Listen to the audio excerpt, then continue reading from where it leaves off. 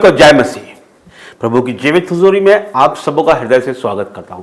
मैं विश्वास करता हूं कि प्रभु के अनुग्रह से, उसकी आशीषों से, उसकी बरकतों से आप सब आनंदित, मग्न और स्वस्थ होंगे।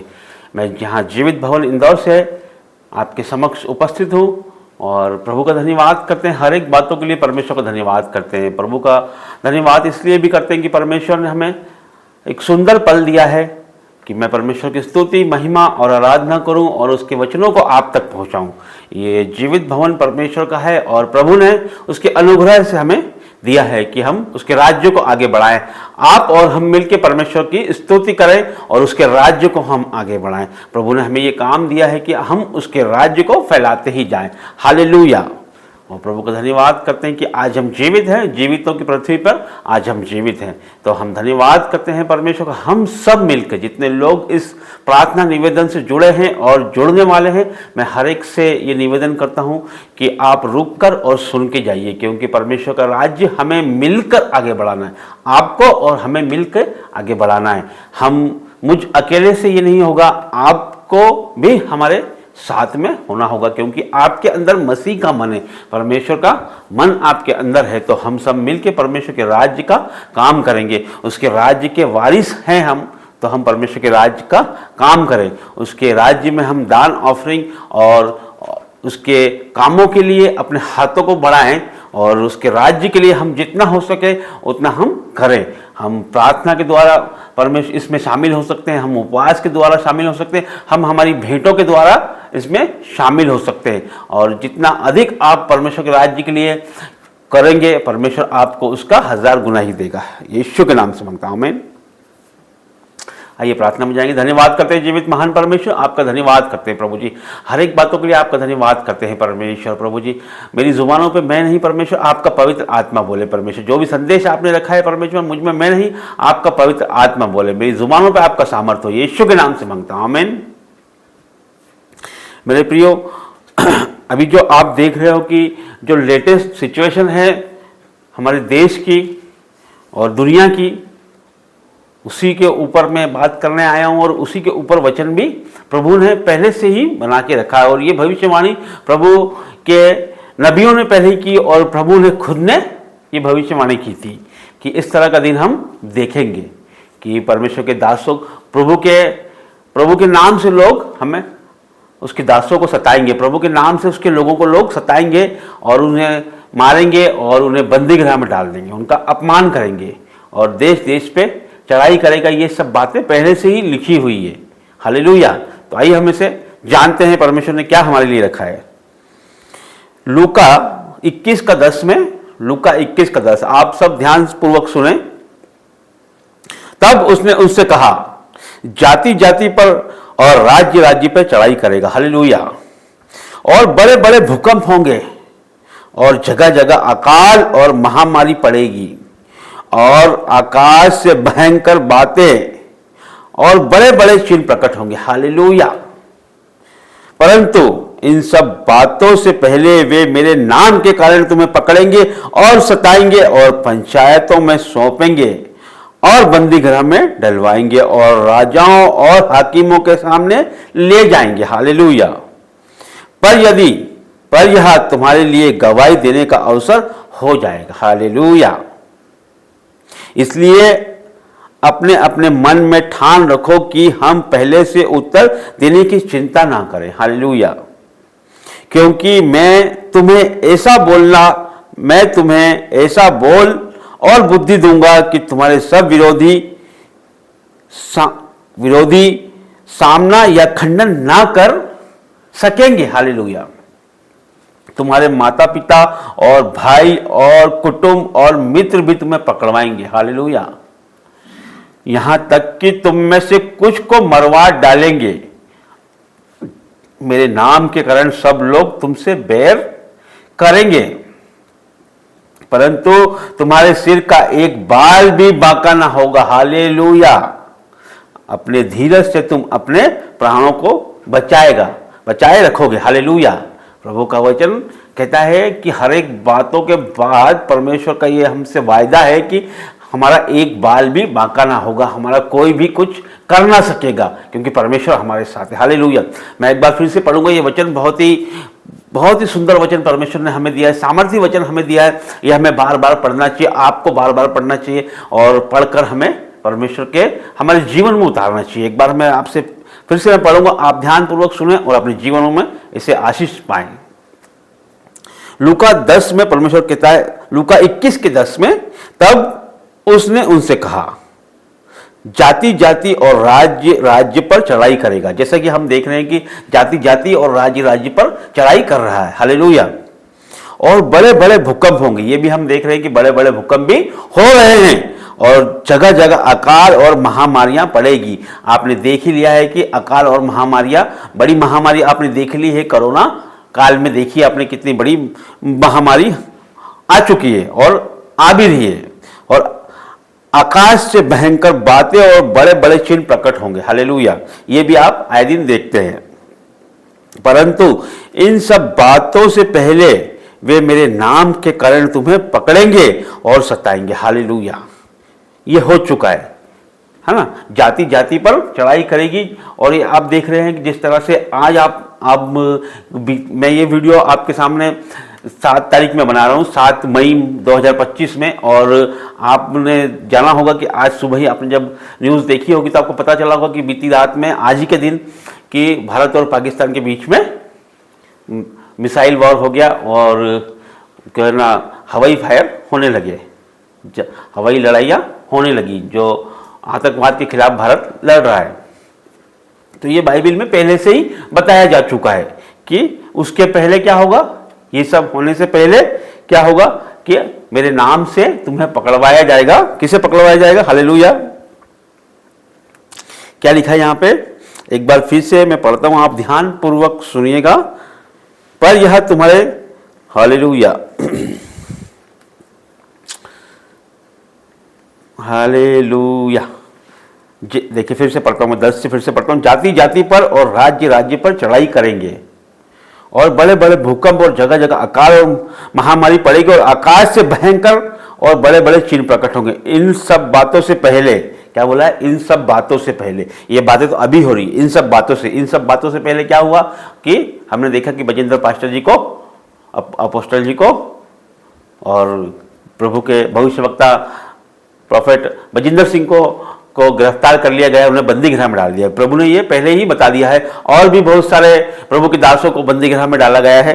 तो हम यहाँ पर पढ़ते हैं कि इसके पहले, परंतु इन सब बातों से पहले वे मेरे नाम के कारण तुम्हें पकड़ेंगे और सताएंगे, और पंचायतों में सौंपेंगे और बंदी गृह में डलवाएंगे। Hallelujah, hallelujah. इन सब बातों के पहले ये हो चुका है। राज्य राज्य पर चढ़ाई करेगा और जाति जाति पर चढ़ाई करेगी, भूकंप में आएंगे, बड़े बड़े भूकंप। उसके पहले प्रभु के दासों को, प्रभु के लोगों को बंदी गृह में डलवाया जाएगा, सताया जाएगा, और ये पहले ही हो चुका है। उसके बाद ये हम लड़ाइयां देख रहे हैं। उसके बाद देखिए परमेश्वर ने क्या कहा है, और राजाओं और हाकिमों के सामने ले जाएंगे। वो हो चुका है, आप देख रहे हो। पर यह तुम्हारे लिए गवाही देने का अवसर हो जाएगा। हालेलुया। ये हमारे लिए जो अवसर है, ये हमारे लिए आनंद का अवसर होगा, और ये हमारे परमेश्वर की महिमा होगी, और हमारे लिए ये गवाहियों का समय होगा। इसके 14 में क्या कहा गया? इसलिए अपने मन में ठान रखो। क्या बोलता है परमेश्वर? अपने मन में ठान रखो। क्या ठान रखो? कि हम पहले से उत्तर देने की चिंता ना करें। हालेलुया।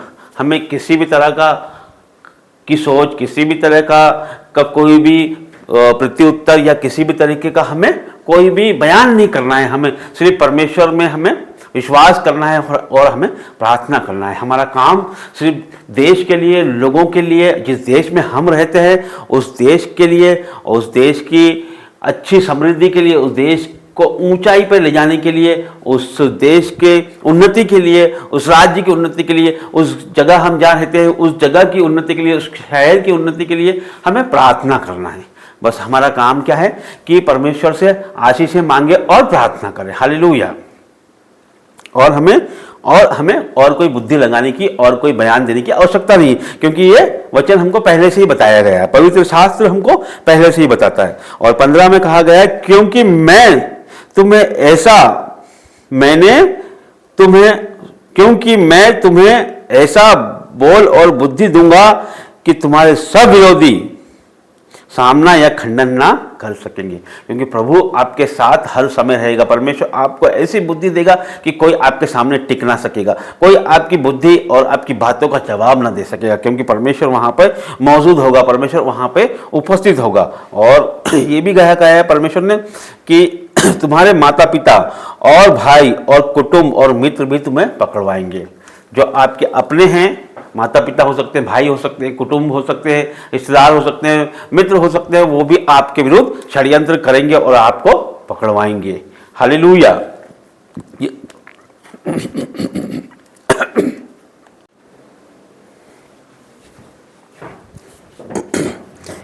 कि जैसा कि मैं आपको बता रहा था कि जो आपके कुटुंब है और आपके परिवार के सदस्य हैं, जो आपके मित्र हैं, माता पिता है, भाई बहन है, वो भी आपको पकड़वाएंगे और यहाँ तक हो सकता है कि वो आपको मरवा भी डालें। और वो भी हम आजकल देखते हैं, ऐसा ही हो रहा है। हालेलुया।